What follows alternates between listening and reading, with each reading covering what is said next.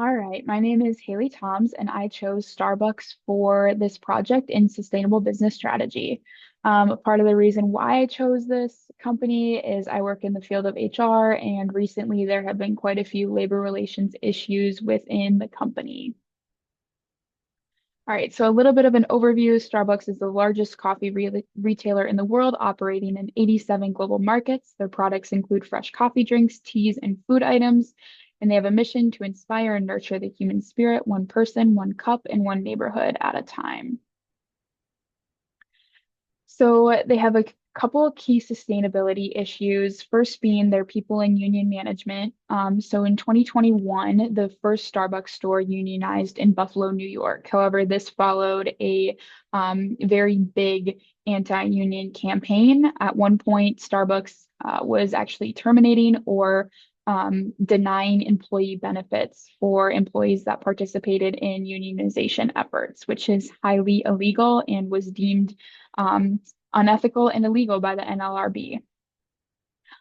So their current S&P social score is a 27 with an industry average of 21. So this is the lowest ESG score within the three pillars, which is a little bit, it has some room for concern. And then a study conducted with over 500 of the largest US companies found that Starbucks and Chipotle had the highest burnout rates, with Starbucks being 81 out of 100 and Chipotle being 97 out of 100. And this is especially concerning because Chipotle's former CEO is now Starbucks' new CEO as of 2024. So there's a little bit of room for concern there. Another issue is their ethical sourcing and greenwashing. So Starbucks currently has a cafe program, which is a third-party credentialing that verifies their coffee as being ethically sourced. They also promote that their coffee is 100% ethically sourced. And most recently, workers were rescued from a coffee farm in Brazil, and this farm was actually referred to as modern day slavery, and the owner unfortunately just received Starbucks seal of approval.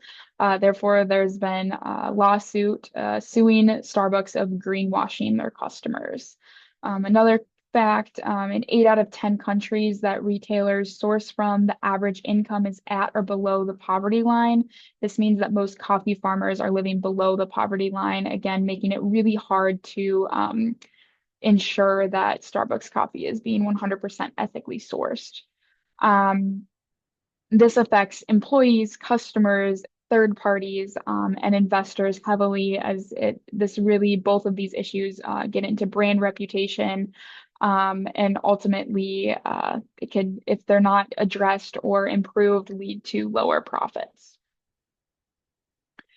So my current recommendations are to develop employee engagement, morale programs, and bargaining framework to help combat some of the people management issues. So a study conducted by Gallup states that companies that are highly engaged actually have an 18% difference in sales as opposed to companies that are not. And then another interesting fact about unions: between 2023 and September of 2024, there's been a 27% increase in union petitions, according to the NLRB. So I think this is really important and something that Starbucks should consider, because it seems like there's been a shift in the workforce and that employees are really recognizing that they can speak up, they have a voice, and they can report unfair labor practices or mistreatment. So my next recommendation is to promote ethical transparency through supply chain improvement. So firms experiencing supply chain disruptions will have a 40% decrease in their stock returns as opposed to firms without. And then transparency actually has a direct correlation to performance, as transparent firms report 21% higher profit margins. So again, this is really important for Starbucks to kind of hone into and create plans moving forward to really promote an ethical, transparent supply chain, and actually strengthen their current third-party credentialing service. So short-term actions, I suggest that Starbucks host an in-person forum or multiple with leadership and key stakeholders across regions and discuss the various sustainability initiatives.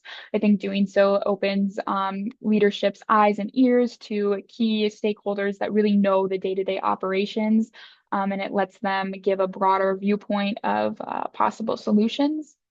Medium-term action, I think that Starbucks should develop specific teams. So I think they should implement some kind of wellness team, and implement biannual well-being checks for employees and be tracking those metrics, seeing how happy or satisfied employees are with work, and see if there's some kind of correlation with the manager or management being done in that specific region or store.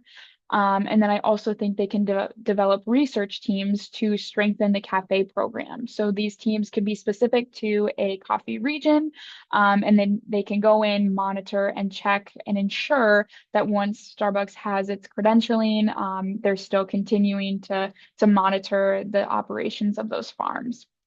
And ultimately, I think long-term action, they can use these teams to develop a culture that promotes internal and external transparency, by again using this data from the teams and making those teams a part of strategic planning and decision making, will really go a long way to promote a transparent culture moving forward.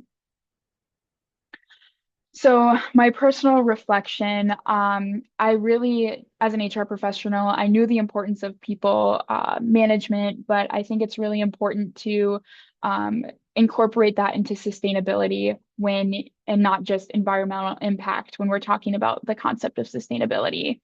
Um, One key insight that changed or expanded my thinking, I think it's really important to have leadership in place that truly cares about people, and what their needs and wants are moving forward. I think having a leadership that maybe doesn't necessarily think people are as important as maybe fiscal initiatives is in for an uphill battle.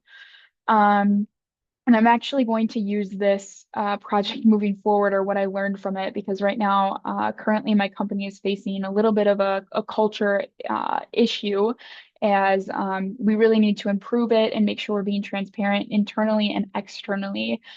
So I think, again, highlighting to my leadership team that this is important, this is something that we need to do to be sustainable, is will go a long way for the success of my own company.